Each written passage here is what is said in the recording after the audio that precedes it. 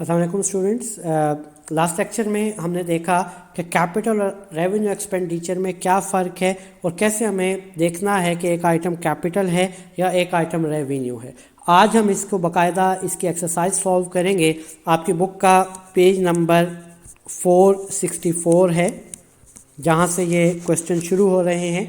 मैं इन क्वेश्चंस को आपके सामने एक्सप्लेन करूँगा, एक एक क्वेश्चन आपके सामने मैं सॉल्व करूंगा। स्टूडेंट्स देखिएगा, सबसे पहले आपने इस क्वेश्चन को सॉल्व कैसे करना है, परफॉर्मा क्या बनाना है। मैं यहाँ लाइंस नहीं लगा रहा हूँ, जस्ट आपके सामने लिख रहा हूँ कि आपने करना क्या होगा। एक आपका है सीरियल नंबर, ठीक है। सबसे पहले आपने मेंशन करना है क्वेश्चन में सीरियल नंबर को, ठीक है, 1 2 3 जो भी आपका, या ABC जिस नाम से भी देगा। फिर आपने लिखना है नेचर ऑफ आइटम, कि आपके आइटम की नेचर क्या है, क्या वो कैपिटल एक्सपेंडिचर है या वो रेवेन्यू एक्सपेंडिचर है। और फिर आपने लिखना है रीज़न। बस ये आपके सामने जो है 3 कॉलम्स के अंदर ये क्वेश्चन पूरा का पूरा आपका सॉल्व हो जाएगा, ठीक है। कोई इसमें आपने जो है वो परफॉर्मे को बनाने की ज़रूरत नहीं है, बस सिंपली आपने ये एक टेबल से बना लेना है, बल्कि मैंने बना भी दिया आप सारा, ठीक है। इसी टेबल को आपने फॉलो कर लेना है। देखें, वो जो पीछे हमने 4 पॉइंट्स पढ़े थे उनको जहन में रखते हुए हमने देखना है। सबसे पहले ए, आपका क्वेश्चन नंबर 1 है। बुक सामने रखेंगे, साथ साथ लेक्चर को सुनते वक्त पेज नंबर 464 के ऊपर पहला क्वेश्चन है। उसमें उसका पहला पॉइंट लिखता है carriage paid on goods purchased. Carriage कहते हैं किराए को, कैरेज जो वर्ड उसने लिखा कैरेज, कैरेज कहते हैं किराया को। आपने किराया दिया, किराया किस चीज़ के लिए दिया? Goods purchase. देखिए स्टूडेंट्स, यहाँ पे एक पॉइंट बड़ा मज़े का जो आपको समझाता चलूँ। ये जो आप किराया देते हैं, किराया बजाते खुद आपने जो है नहीं देखना कि ये खर्चा है, ना ये देखना कि ये आपका कोई एसेट है। किराया के साथ फैसला ये करना होता है कि आप किराया किस चीज़ का दे रहे हैं। लिखा हुआ है उसने carriage paid on goods purchased, चीज़ें आपने ख़रीदी, चीज़ें ख़रीदते वक्त आपने किराया दिया।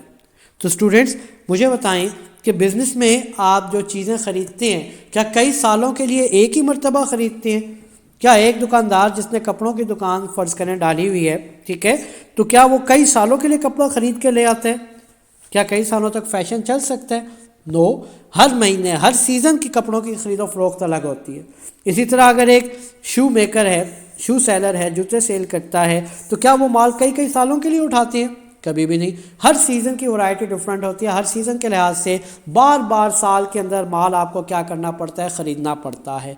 तो चूँकि माल गुड्स परचेज या गुड्स का आपने डिटेल पढ़ी हुई है, वो अशिया जो बेचने के लिए ख़रीद कर लाते हैं। तो बिज़नेस में गुड्स तो आपने रोज़मर्रा ख़रीदनी है, रोज़मर्रा ख़रीदनी है, रोज़मर्रा बेचनी है। तो मुझे बताएं, जब रोज़मर्रा ख़रीदो फरोख्त होनी है तो क्या ये आइटम साल में रिपीट होगा या नहीं होगा?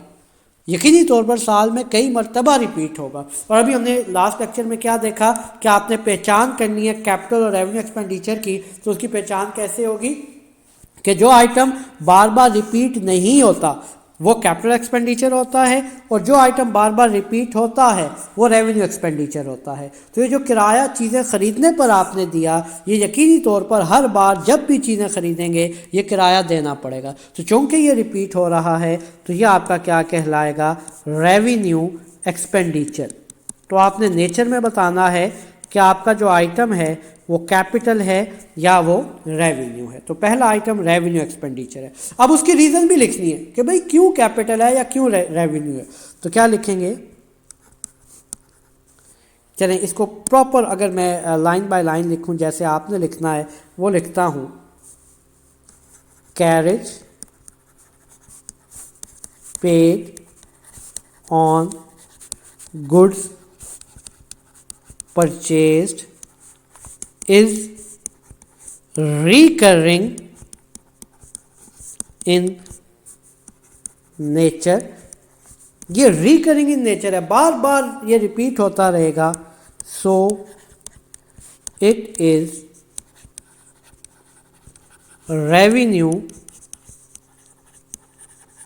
expenditure। तो क्या लिखा मैंने कि चीज़ें खरीदने के ऊपर जो किराया देंगे, साथ देखो रीज़न क्या बताइए, इज़ रिकरिंग इन नेचर, क्योंकि ये बार बार रिपीट होंगी तो ये रेवेन्यू एक्सपेंडिचर है। बस ये इसका आंसर हो गया पहले का। इसी तरह नेक्स्ट का देखें, बी में क्या कहता है, wages paid to workerman for construction of new building. Book खोल के सामने रखनी है, बार बार कह रहा हूँ, ऐसे नहीं ज़बानी नहीं सुनना इस लेक्चर को, क्योंकि बुक से क्वेश्चन करा रहा हूँ तो बुक खोल कर सामने रखेंगे। बी में देखें, अब सबसे पहले पॉइंट को समझे फिर मैं एक्सप्लेन करता हूँ। वेजेस पेड, वेजेस क्या होती हैं, उजरत या तनख्वाह। आपने मजदूरों को तनख्वाह दी है। अब बज़ाहिरी तौर पर तो आपके जहन में ये आएगा कि मजदूरों को तनख्वाह तो आप रोज़ देती हैं या हर महीने देती हैं, लेकिन आपने समझना है कि जो मजदूरों को आप तनख्वाह दे रहे हैं वो किस मकसद के लिए दे रहे हैं। उसने लिखा हुआ है for the construction of new building. Building बनाते वक्त आपने मजदूरों को उजरत दी। तो देखो फ़र्ज़ करो आपने 10 लाख रुपए की जगह ली, उसके ऊपर 20 लाख रुपए की आपने कंस्ट्रक्शन करा दी, तो आप मकान क्या कहेंगे, कितने का बना, 10 लाख का बना या टोटल 30 लाख का बना? आप यकीनन यही कहेंगे ना कि 30 लाख का बना। यानी उसके ऊपर जो आपने मजदूरों को उजरत वगैरह दी है सारी की सारी, वो मजदूरों को उजरत देना जो है वो बार बार रिपीट नहीं होगी। आप रोज़ मकान बना के रोज़ उजरत नहीं दे रहे हैं। ये जो मजदूरों को उजरत दी है या आपने एक मरतबा जब अपना मकान बनाया कई सालों के लिए, तो वो एक ही मरतबा आपने उजरत दी, चाहे वो आप उसको हर रोज़ देते रहे, चाहे आप उसको हर महीने देते रहे, लेकिन मकान के साथ उसका कनेक्शन क्या होगा कि एक ही बार मकान बना, एक ही बार बिल्डिंग बनी। स्टूडेंट्स याद रखना, अब जो पॉइंट आपको समझाना चाह रहा हूँ इस पूरे में, वो पॉइंट ये है कि अगर आप कोई भी किराया वगैरह या उजरत वगैरह ऐसी चीज़ के लिए देते हैं जो रोज़मर्रा रिपीट होती रहेगी तो वो रेवेन्यू होगी। और अगर यही उजरत, यही किराया किसी एसेट को बनाने के लिए दे देंगे, किसी फिक्स एसेट को बनाने के लिए दे देंगे, फिर यही चीज़ें आपकी जो है वो कैपिटल एक्सपेंडिचर बन जाएगी। मैं अपनी बात को रिपीट करता हूँ कि किराया, उजरत वगैरह अगर आप किसी ऐसी चीज़ के लिए देते हैं जो ख़ुद बार बार रिपीट होने वाली हो, जैसे गुड्स ख़रीदनी है, उसके लिए आपने उजरत दी या किराया दिया, तो गुड्स आपने बार बार ख़रीदनी है, ठीक है, तो उसके लिए दिया गया किराया और उजरत भी रेवेन्यू होगी, रेवेन्यू एक्सपेंडिचर होगी।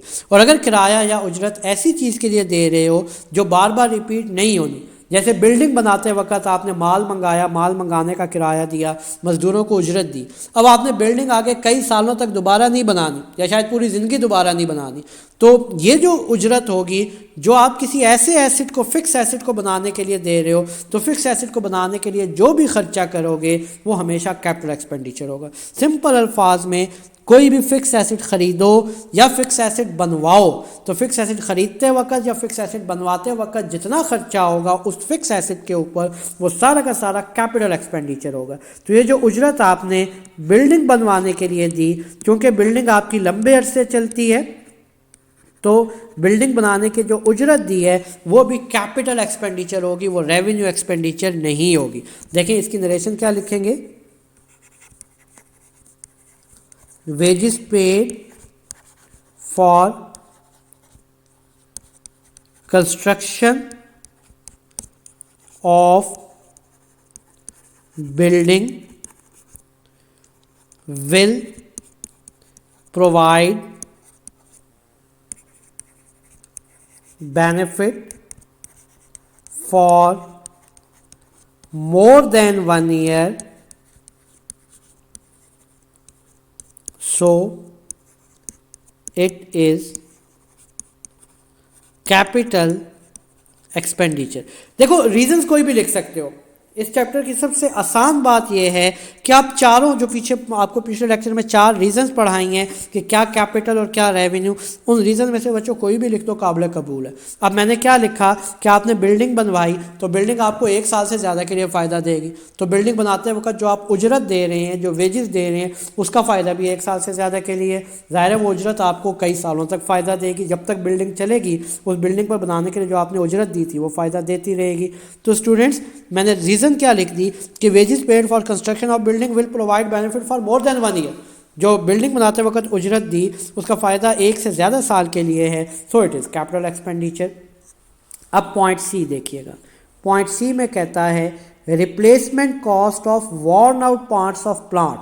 वर्डिंग समझनी है। रिप्लेसमेंट कॉस्ट, आपने पुर्जे रिप्लेस कर दिए ऑफ वॉर्न आउट कहते हैं जले हुए, ख़राब हुए हुए, ऑफ अ प्लांट से मुराद मशीनरी।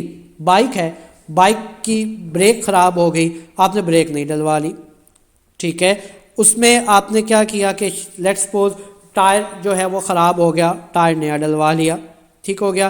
तो ये जो वॉर्न आउट पार्ट्स हैं, जो ख़राब हुए पार्ट हैं मशीनरी के, आपने इनको रिप्लेस कर दिया। तो मुझे बताएं कि अगर आपके बाइक की लेट्स सपोज ब्रेक ख़राब हो गई थी, आपने ब्रेक नहीं डलवा ली, तो क्या बाइक ज़्यादा तेज़ी से भागने लग जाएगा? क्या उसकी रनिंग कैपेसिटी बढ़ जाएगी?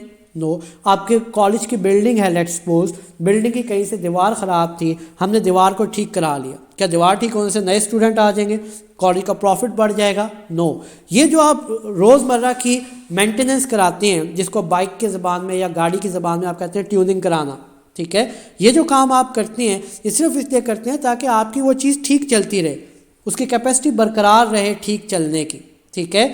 तो वो काम जो आप मशीनरी के वॉर्न आउट पार्ट्स, जले हुए ख़राब हुए पुर्जे रिप्लेस करते हो, तो वो आपके बिजनेस की अर्निंग कैपेसिटी को बढ़ाते नहीं हैं बल्कि बरकरार रखते हैं। और ये हमने पॉइंट पढ़ा था डिफरेंस में कि कोई भी ऐसा खर्चा जो आपके एसेट की अर्निंग कैपेसिटी को, प्रॉफिट कमाने की कैपेसिटी को बरकरार रखेगा वो रेवेन्यू एक्सपेंडिचर होगा, और ऐसा कोई भी खर्चा जो आपके बिजनेस की प्रॉफिट कमाने की कैपेसिटी को बढ़ा देगा, इंक्रीज़ कर देगा, वो कैपिटल एक्सपेंडिचर होगा। तो जले हुए पुर्जे, ख़राब हुए पुर्जे बदल देने से मशीन सिर्फ ठीक तरीके से काम करती रहती है, अपनी पोजीशन को बरकरार रखती है। तो ये जो पुर्जों को रिप्लेस करना है, यह आपका रोज़मर्रा का खर्चा है, यह आपका रेवेन्यू एक्सपेंडिचर होगा, क्योंकि इससे आपकी मशीनरी की जो काम करने की कैपेसिटी है वो बरकरार रहेगी। तो क्या लिखेंगे?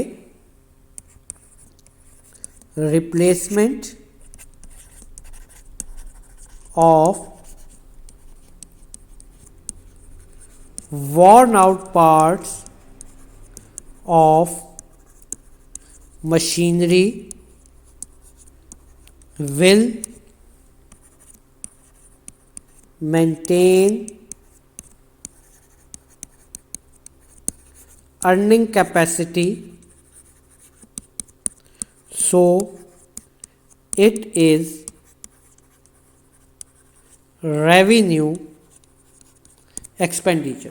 बड़ा आसान है, आपके जहन में कोई रीज़न आती है, बस आइटम को ठीक आइडेंटिफाई कर लेना कि ये कैपिटल है या रेवेन्यू है। आइटम ठीक आइडेंटिफाई कर लिया तो जो रीज़न आपको समझ लगती है वो लिख लेना, ठीक है। मैं सबसे ज़्यादा सूटेबल रीज़न लिख रहा हूँ, इनको इसी तरह से आपने समझ लेना है। अब देखें चौथी एग्जाम्पल, चौथा जो पार्ट डी पार्ट दिया हुआ है उसमें क्या कहता है, लिखता है कि repairs to furniture purchase second hand. हाँ, ये एक नया आइटम आ गया जो मैंने पीछे रीजंस में नहीं लिखाया, मैं यहाँ पे चलने पहले इसको लिख देता हूँ। ये हमारा है कैपिटल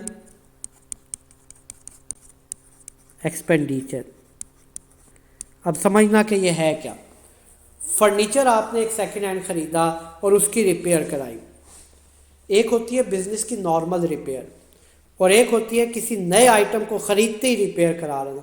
फॉर एग्जांपल मैं कहता हूँ कि मैंने एक गाड़ी सेकंड हैंड ख़रीदी और ख़रीदते ही उसकी जो छोटी मोटी ख़राबियाँ थी वो ठीक करा ली। अब जब भी आप कोई चीज़ सेकंड हैंड ख़रीदते हो, बस एक छोटा सा पॉइंट ध्यान में रखना, जो बता रहा हूँ इसी को ज़हन नशीन कर लो, आपको समझ आ जाएगी।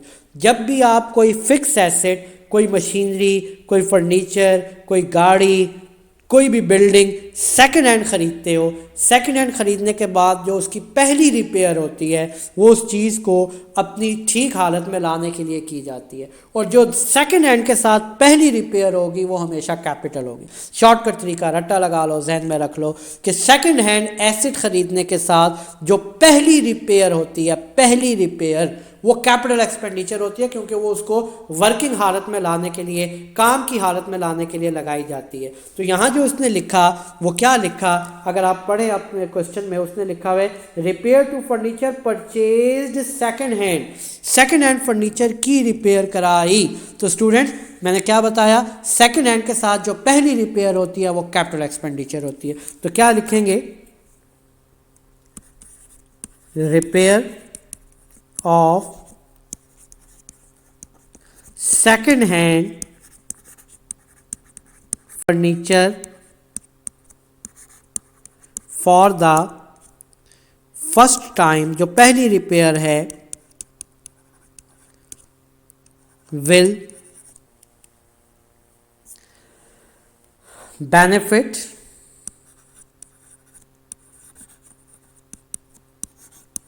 For more than 1 year. पहला रिपेयर है, पहला रिपेयर इसलिए कराया जाता है कि चीज़ आपकी कई सालों तक चल सके फिक्स एसेट के साथ। For more than 1 year, so it is capital expenditure.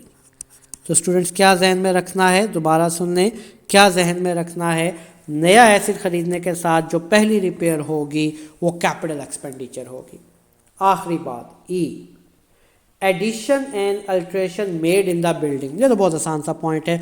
Building में आपने एडिशन की, और अल्ट्रेशन कहते हैं तब्दीलियों को। बिल्डिंग एडिशन से मुराद ये है आपने अपने घर में नए कमरे बना लिए। लेट्स सपोज हमने अपने कॉलेज में नए कमरे बना लिए। अगर हम कॉलेज में नए कमरे बनाएंगे तो इससे हमारी प्रॉफिट कमाने की कैपेसिटी क्या होगी, बरकरार रहेगी या बढ़ जाएगी? स्टूडेंट्स यकीनन बढ़ जाएगी। जब हम नए कमरे बना रहे हैं तो इसका मतलब है हम नए स्टूडेंट्स लेकर आ सकते हैं, हम पहले से ज़्यादा क्लासेस लगा सकते हैं। जब पहले से ज़्यादा क्लासेस लगा सकते हैं तो हम पहले से ज़्यादा प्रॉफिट कमा सकते हैं।